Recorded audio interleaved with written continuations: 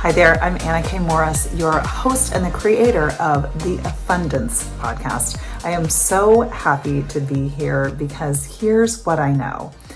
When we are having more fun in life, abundance flows. I have been a life coach for the past 16 years. I watch it time and time and time again. When we are able to bring ourselves back to the version of us, that 3, 4, 5-year-old self, that was having so much fun and not concerned about the outcome, the judgment, the people pleasing, the whatever it is, just having fun for the sake of having fun, wild things happen. Abundance flows, money flows in, relationships happen, love happens, houses happen, all of the things that we truly desire happen when we are in a state of joy and fun. So this podcast is here to help you have more fun. So what you can count on is tons of content in different ways, between interviews, co-host, to coaching videos of me helping you have more fun. And my promise to you is that I will always be having fun and infusing this podcast with the energy that you need to have abundance flow easily in your life. I love you and thank you so much for being here. Now, on to the episode. Welcome to the Afundance podcast. I am your host, Anna K. Morris, and I'm super excited because this is day 1 of my mini-series, going on vacation to the beach. I know that it might sound really kind of silly, but I have a commitment to myself to do a podcast every day. I did this a year ago when I started coaching videos on my YouTube channel, which is also Anna K. Morris on YouTube. I think maybe coach is at the end. I can't remember. Anyway, and with this new format, I thought it would be really fun to make that same commitment to myself. And really, I can get really big goals. And what happens is that consistency doesn't happen. So when I make it a game, which of course I have a podcast called the Afundance podcast, it's all about a fun and abundance and a fun dance. When I make things a game, also that I get to win because I'm a little competitive, maybe a lot competitive, always with myself. I was a swimmer, so I was always, up against the time that I did before, right? Rather than a person, but really the time that I did before. Okay, so I should tell you, we're literally in the middle of packing and leaving for the beach right now. This is day 1. I wanted to shoot this video before. Hi, Dean, you want to be in the video? I wanted to shoot this before we got on the road. So here's the thing. Hey guys. Okay, should we just show everybody? No. Here we go. Everybody. Hi, everybody. There we go. There's Dean hugging on the dogs. Okay. Hi, Dean. Okay. So here's the deal.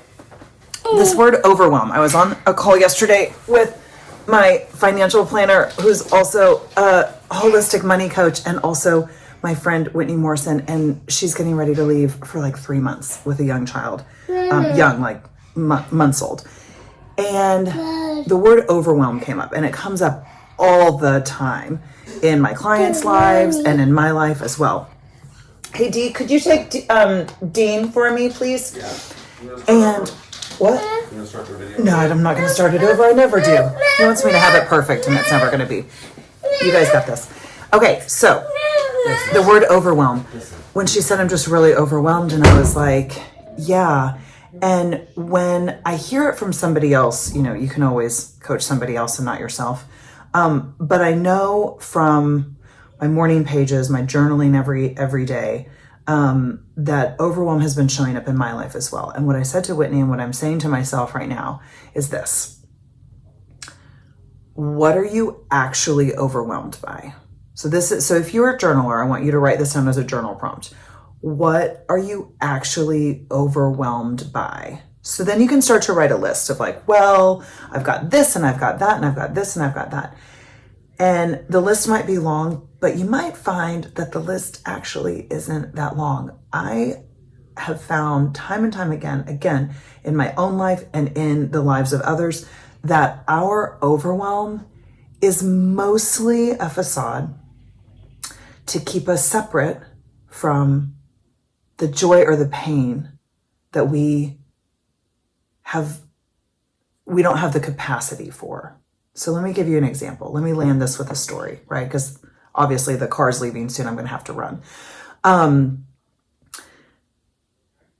Last night we're packing. I'm feeling really overwhelmed. All of the things, we worked till about midnight. I decided the last minute, I'm like, oh, I'm going to do a podcast every single day.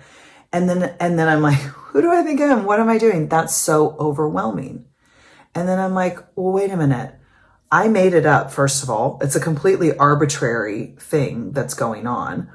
And also, it's blocking me from the joy and the excitement of the trip that we have coming up. It's a really big deal. It's, Port Aransas, which is one of our favorite places, one of Jack's favorite places. And he's talked about the beach since we went last year. And this time we got the timing right. And we're going in between school and the summer camp that they're doing. And we've been talking about it for months now. It's a really big deal. And what I found was I was hooking into the overwhelm because just as much as you think you can't stand the pain, I'm going to flip it on you. And I want you to think about this. You can't stand the joy either. We only have, if you're watching this on video, you'll see in my hands, we only have so much tolerance. So whenever I'm watching somebody, or myself included, have a really big breakdown, that's great news. And this is why.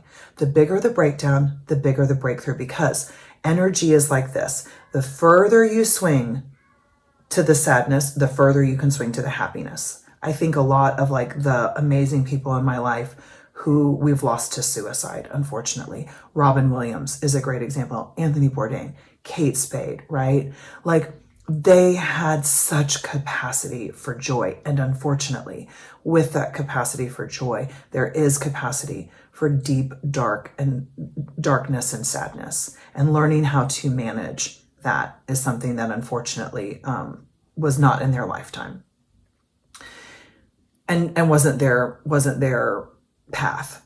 So that all being said, I notice that overwhelm is a really simple way that we stay hooked in not being present and not enjoying the excitement of a trip, the joy of a new job, the moving houses, the leaving a relationship that doesn't work for you, right? And then or having a kid or raising kid, like, we're so hooked by the overwhelm.